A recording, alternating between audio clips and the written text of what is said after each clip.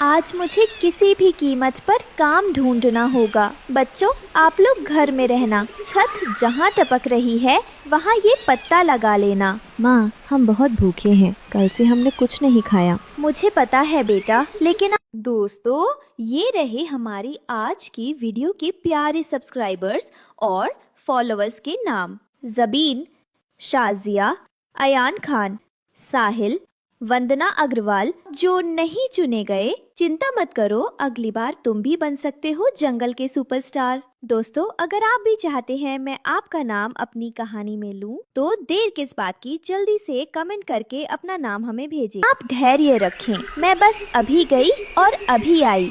रानो सेठ कौवे के पास काम मांगने गई, जिसने अपनी दुकान के बाहर जरूरत नहीं का बोर्ड लगा रखा था। सेठ जी, मुझे कुछ काम दे दीजिए, बारिश आ रही है और अगर मेरे पास पैसे नहीं हुए तो मैं घर की मरम्मत नहीं कर पाऊंगी। तुम कौन हो और 7 बच्चे हैं आपके? मैं तुम्हें काम क्यों दूं? आप हमेशा काम छोड़कर बच्चों के पास भागेंगी। जाओ, मैं तुम्हें काम नहीं दे सकता। रानो निराश होकर वापस आने लगती हैं, लेकिन रानो के लौटने से पहले ही आसमान का रंग काला हो गया। रानो तेजी से घर की तरफ भागी, लेकिन वो जानती थी कि वो बहुत देर हो चुकी है। हे ईश्वर, मुझे लगा था मेरे पास रात तक का समय है। अब मैं क्या करूँगी? ये कमजोर घास ये मेरे बच्चों को नहीं बचा पाएगी। बारिश की पहली बूंदें तेज हथौड़े की तरह छत पर पड़ी। 7 बच्चे डरकर एक कोने में सिमट गए।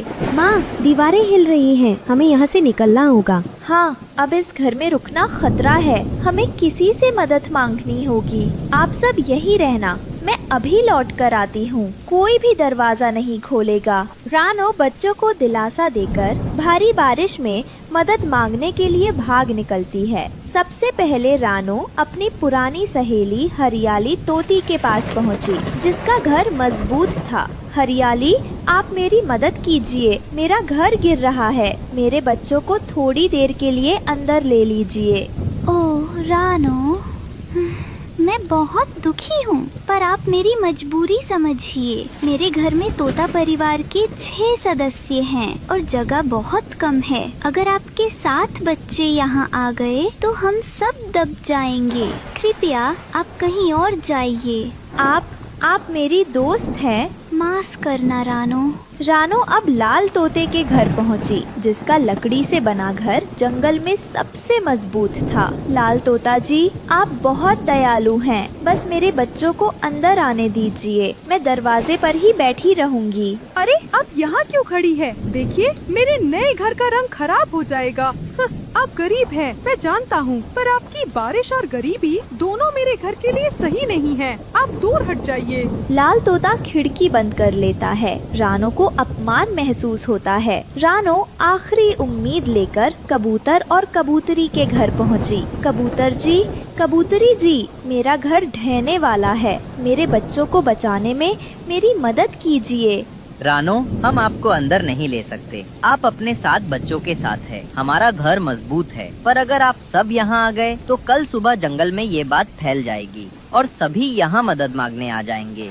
फिर हम कितनों की मदद करेंगे? जिसकी नहीं करेंगे उसके बुरे बनेंगे। आप अपने घर की मरम्मत कीजिए, हमारा घर मत तोड़िए। रानो वापस अपने घर की तरफ भागी। हर दरवाजा, हर दोस्त, हर रिश्तेदार ने उसे ठुकरा दिया था। वो अकेली थी और अब उसकी लड़ाई बारिश से नहीं बल्कि दुनिया से थी। कोई नहीं आया। इस दुनिया में मेरे बच्चों के लिए कोई जगह नहीं है। रानो घर पहुंची। माँ, आप आ गई।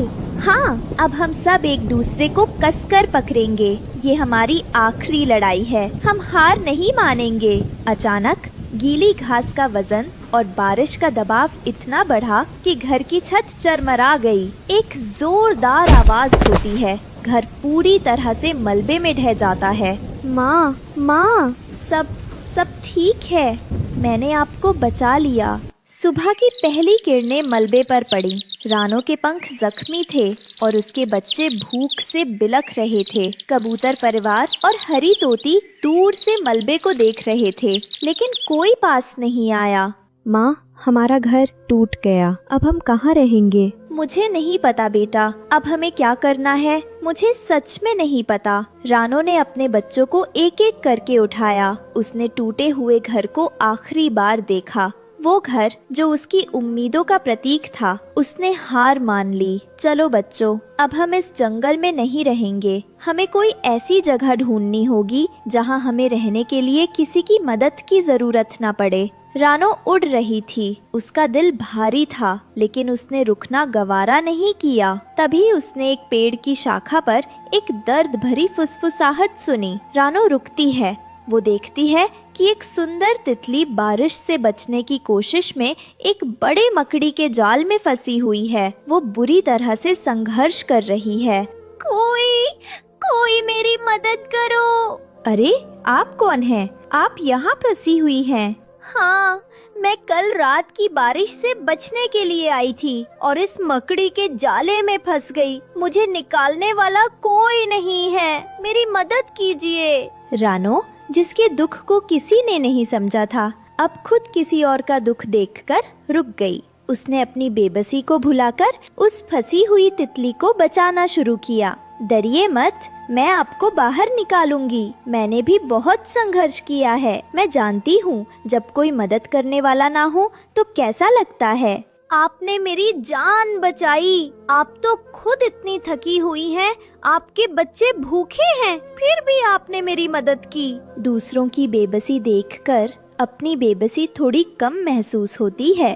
अब आप जा सकती हैं। तितली जाने के बजाय रानो के आगे उड़ने लगी। नहीं, मैं एहसान नहीं भूलती। आपने एक जीवन बचाया है।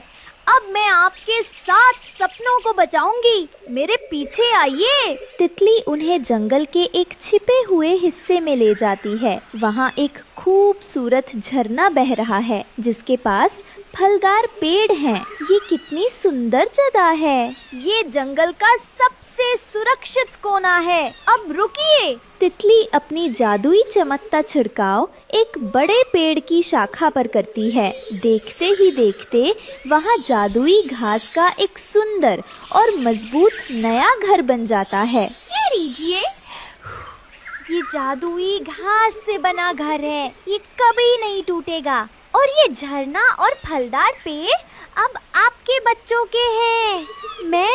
मैं आपका धन्यवाद कैसे करूं? ये तो एक चमत्कार है। जब सबने मुझे अकेला छोड़ दिया। जब आप बिना स्वार्थ के किसी की मदद करती है तो प्रकृति आपकी मदद करती है। याद रखिए, सच्ची मदद कभी बेकार नहीं जाती। रानो ने अपने बच्चों को नए घर में बैठाया। तितली दरवाजे पर खड़ी थी। आप कहाँ जा रही हैं? आप हमारे साथ क्यों नहीं रुकती? मेरा काम पूरा हो गया। लेकिन जब भी आप मुसीबत में हो, बस इस घर की घास को छूना, मैं समझ जाऊंगी। आपने मुझे और मेरे 7 बच्चों को एक नया जीवन दिया है। मैं आपकी दयालुता को कभी नहीं भूलूंगी। तितली हवा में